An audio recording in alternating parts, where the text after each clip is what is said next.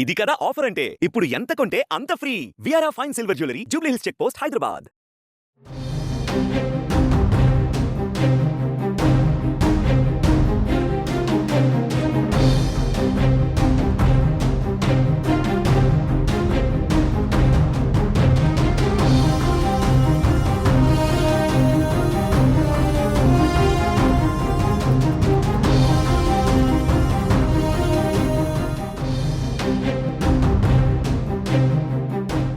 మలక్పేట వివాహిత శిరీష హత్య కేసులో ట్విస్ట్ నెలకొంది.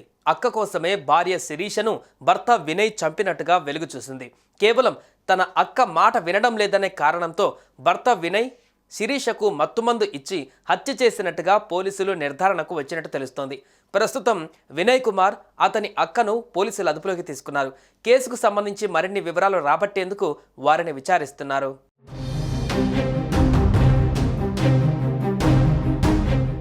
మలక్పేట్లోని వివాహిత శిరీష హత్య కేసులో కీలక మలుపు చోటు చేసుకుంది. శిరీష భర్త వినయ్ సోదరే హత్య చేసినట్లుగా తేలిందని పోలీసులు తెలిపారు. శిరీష హత్య గురించి తెలిసి కూడా సోదరికి అండగా వినయ్ నిలిచారని పేర్కొన్నారు. భార్య మృతదేహాన్ని మాయం చేయాలని భర్త వినయ్ అనుకున్నాడని వెల్లడించారు. శిరీషకు వినయ్ సోదరి మత్తుమందు ఇచ్చినట్టుగా పోలీసులు నిర్ధారించారు. శిరీష స్పృహ కోల్పోయాక ఊపిరాడకుండా చేసి చంపినట్లుగా పోలీసులు నిర్ధారించుకున్నారు.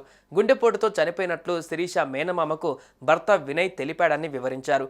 ఆమె మృతదేహాన్ని ఆసుపత్రిలోనే ఉంచాలని మృతురాలి మేనమామ కోరగా ఆయన చెప్పినా కూడా వినకుండా మృతదేహాన్ని వినయ్ తరలించాడు. యువతి మేనమామ ఆసుపత్రికి వచ్చేలోపు మృతదేహాన్ని అంబులెన్స్లో వినయ్ తరలించాడని పోలీసులు చెప్పారు. ఆ తర్వాత పోలీసుల సహకారంతో అంబులెన్స్ను వెంబడించి పట్టుకున్నారు. శిరీష హత్య కేసులో భర్త వినయ్ అతని సోదరిని పోలీసులు అరెస్టు చేశారు.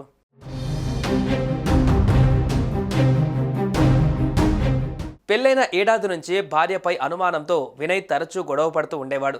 ఈ నెల 2న ఉదయం 10 గంటలకు భార్య సోదరి స్వాతికి ఫోన్ చేసి శిరీష గుండె నొప్పితో మరణించినట్లు ఫోన్ చేశాడు.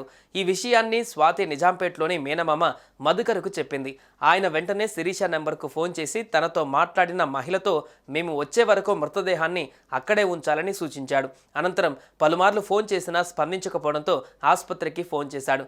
శిరీష మృతదేహాన్ని అంబులెన్స్లో స్వగ్రామానికి తీసుకువెళ్తున్నట్లు వారు సమాచారం ఇచ్చారు.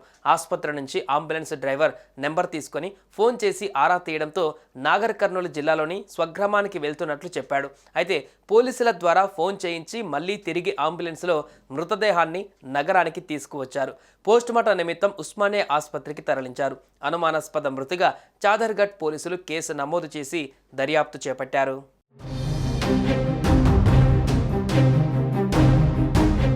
శిరీష మెడ చుట్టూ గాయాలను గమనించిన మృతురాలి బంధువులు వినయ్ను నిలదీయగా పొంతనలేని సమాధానాలు చెప్పినట్లు సమాచారం.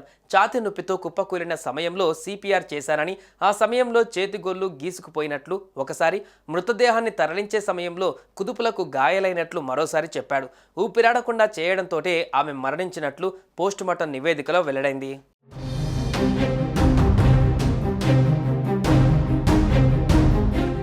సుమన్ టీవీలో మీ పర్సనల్ అండ్ బిజినెస్ ప్రమోషన్స్ కోసం కింది నెంబర్కి కాంటాక్ట్ చేయండి.